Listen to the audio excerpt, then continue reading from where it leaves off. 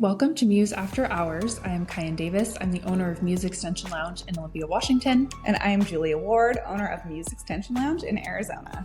At Muse Extension Lounge, we specialize in luxury hair extensions, but we created this podcast to share our journey of entrepreneurship with you. Yes, we feel like we have so much value, not only inside of the industry of hair and hair extensions, but truly for any entrepreneur. We've been through so much and we love sharing what's worked and what hasn't worked, but we also tell all sorts of fun stories, style, life, fun restaurants, and just experiences together because at Muse, we become the best of friends, employees and our Muse babes. All right, babes. So with that, let's dive in. Hello, welcome back. If you're watching us on YouTube, you will see that we are together for this episode. Oh my gosh. Yes, we are together and we've had seriously the most fun weekend. So last weekend I was texting Kyan pictures of this dress I was going to wear to this event. And she was like, where are you going? Yeah, no fair. To be fair, it's not just like any like casual dress. It's like a fancy schmancy dress. So I knew she had to be going somewhere like fun, some fun event or something. So I was like, what are you doing that you get to wear that dress? Yeah. So I told her and she was like, no fair. Like, I want to come. I'm bored here in Washington.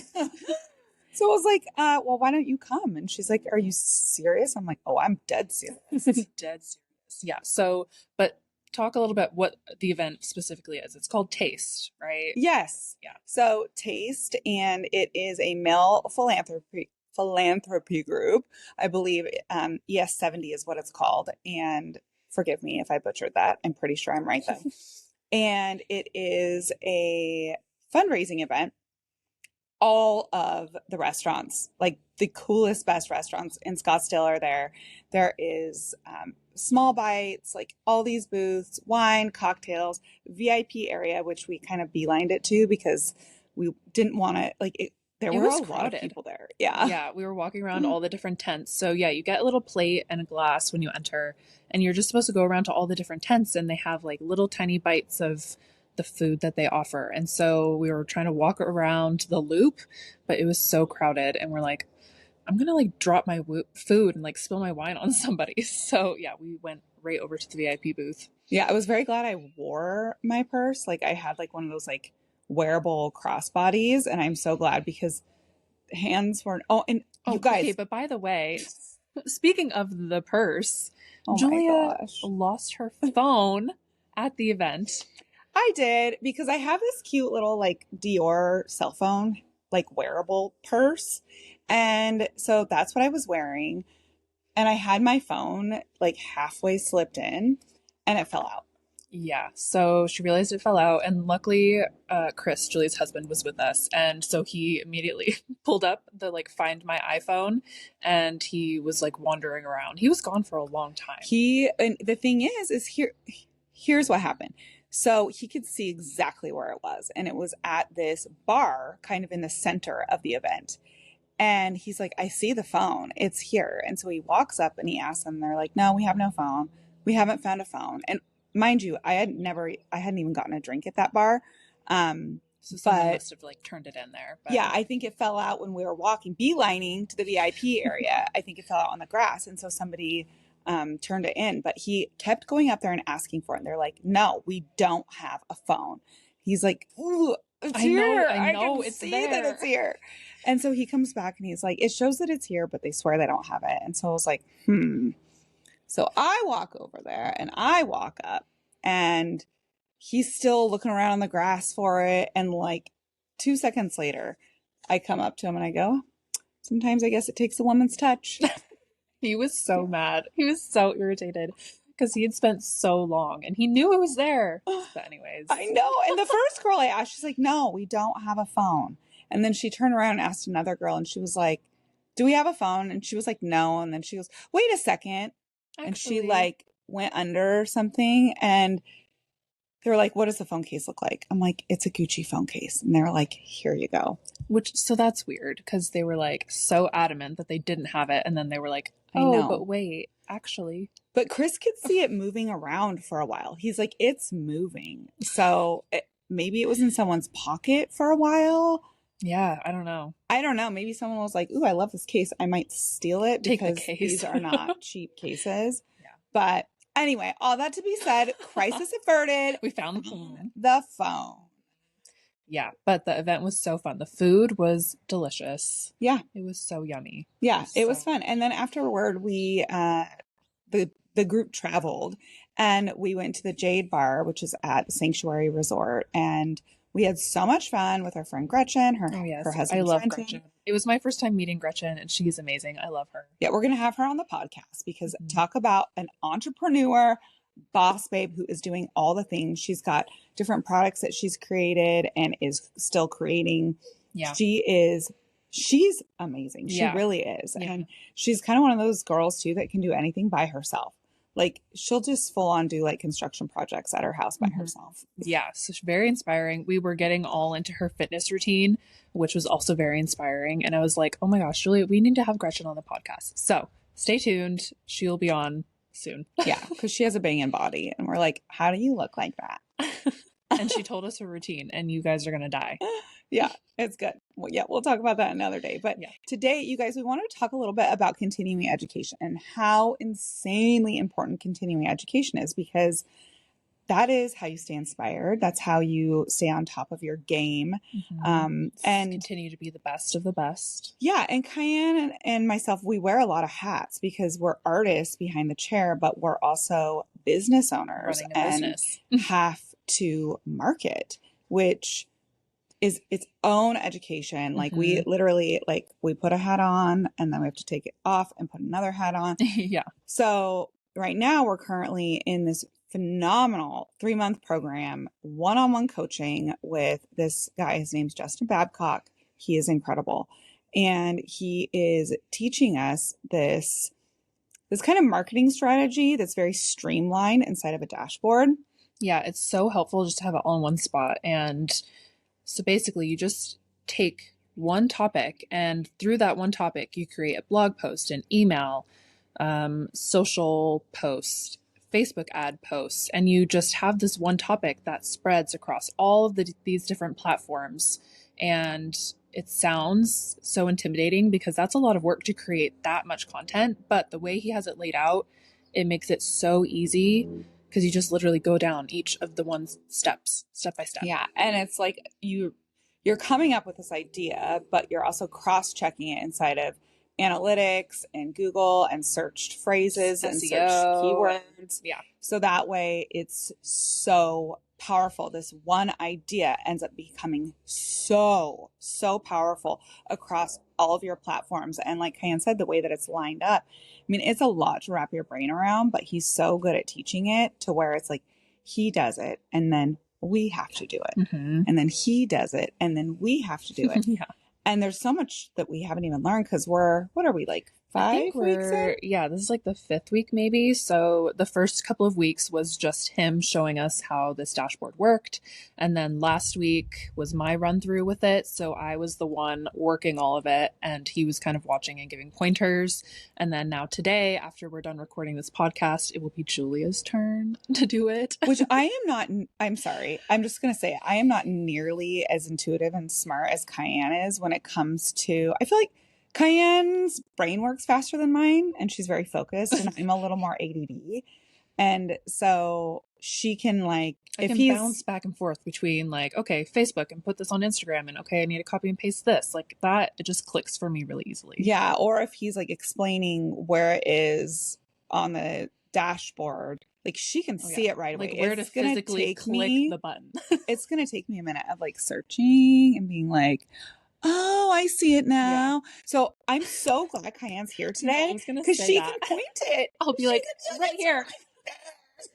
Yeah. So it's a good thing that I'm here and we get to do this training together today. We have our strengths and we have our weaknesses. And, I think why we work so well together. That's exactly what I was going to say. I feel like that is what a good partnership is like what I am, Cayenne's not. What Cayenne's not, I am. And so we have the best of both perfect worlds. little puzzle piece. Yes. Right? Yep. Totally. Yeah. But we feel like this is so important for us to learn because in the past, I will tell you what, I was paying people to do this and I wasn't sure what was being done, what wasn't being done, how to cross check the work. And not just like one specific person or one company, but I would like, try to have people in line to be able to do these different things for me. And it just seemed messy and like I didn't know if it was actually working or not. Yeah, just of the value of the investment. Like you didn't know how to even check if things were working the way you wanted to. Yeah. Yeah. Exactly. So now we're learning exactly what it should look like, how to cross check the analytics, how to see what's working, what's not working. And we are knowing it's actually getting done. And let's be real, at the end of the day, Cayenne and I don't have all the time in the world to do this, but we have the knowledge so that when we get to a place where we can pay somebody else to do it, we can teach them. And, like whether it's like one of our admin employees or, another company or someone. Yeah, like we can actually, like if we hire a virtual assistant or whatever it may be, we can teach them exactly how to do this. Now we know how to cross check their work, and it is so powerful. Yeah, so that's currently the continuing education course we're doing right now. But I mean, we've done so much. Like our whole careers have just been one different continuing education after the other. But I feel like the difference, because there's what should we call people who like there's people out there who will just take course after course after course and they don't actually implement any of the things that they're learning. Yeah. Like they're chronic students. And so the difference is you don't want to get stuck in that loop of just taking all of these continuing education courses and never implementing everything, because then you're never going to get any return on your investment in those education courses. You really have to be strategic about the courses you do want to take and then implement what you're actually learning, because that's the only way you're actually going to grow from these things. Yeah, I will say that's something I feel like I've been pretty good at and like very fearless and like the do it scared motto that we talk a lot about. I don't know if I've talked about this on this podcast before, but back in the day, way prior to doing hair extensions, I had recently become an entrepreneur for the first time. I was booth renting and I had recently separated from my ex-husband and I was a single mom.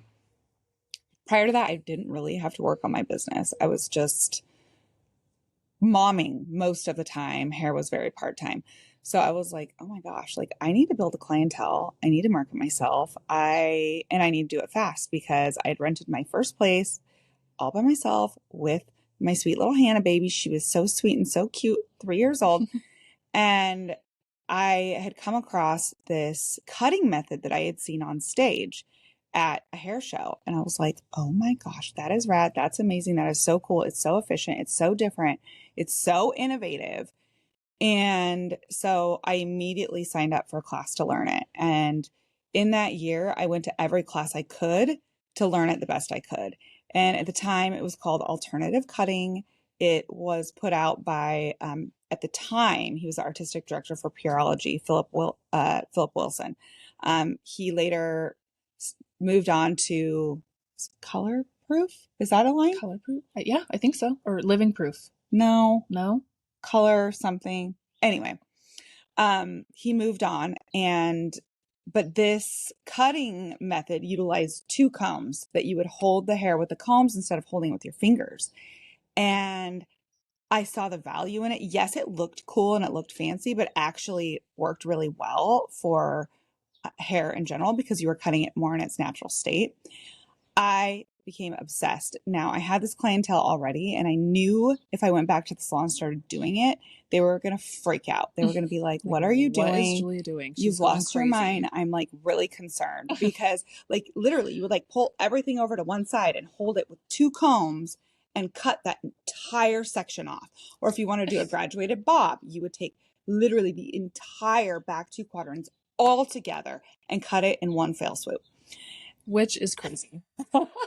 Like just knowing how they teach haircuts like that. If I saw someone doing that in my salon, I'd be like, have you lost your mind? Like you're insane.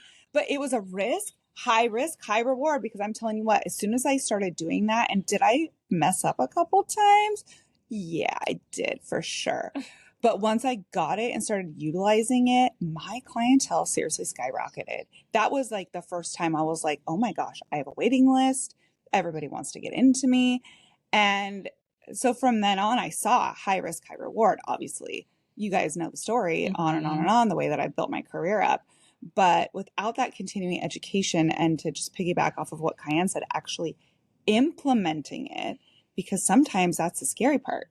Yeah, is actually coming back. You've learned these terrifying things, and it's probably things that no one around you was doing, similar to like when we started doing MBR. Like when I was at my past salon, I was the only one doing extensions, and like I was the only one bringing out my phone to like talk on my stories and like talk to Instagram, and I was the only one doing it in the salon. So it's really scary to do those things, but like we've said plenty of times before, you have to do it scared.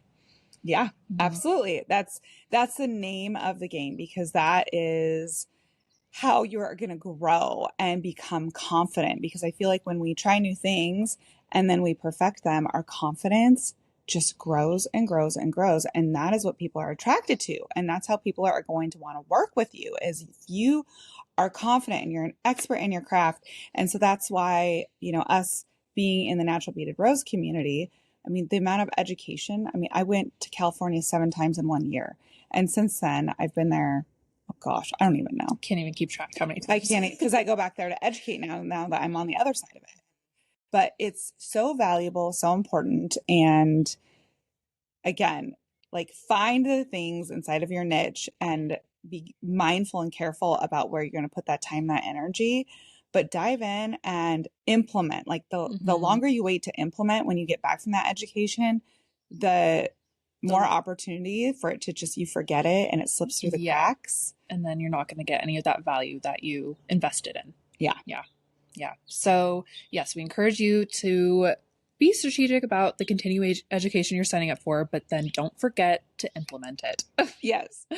Okay, well, we hope you enjoyed this podcast. Guys, leave some comments either wherever you're watching this, Spotify, Apple, or YouTube, and tell us what you loved about this episode. And follow us on all of our social media accounts. We're everywhere: Muse Extension Lounge, Cayenne.muse, JuliaWard.muse. And if you want to be a client, make sure you go to museextensionlounge.com, click that book now button, fill out that form, and that is how you get to sit in one of our lovely chairs. And if there is a topic you guys are dying for us to speak on, shoot us a DM. We would love to be inspired by what you want to hear.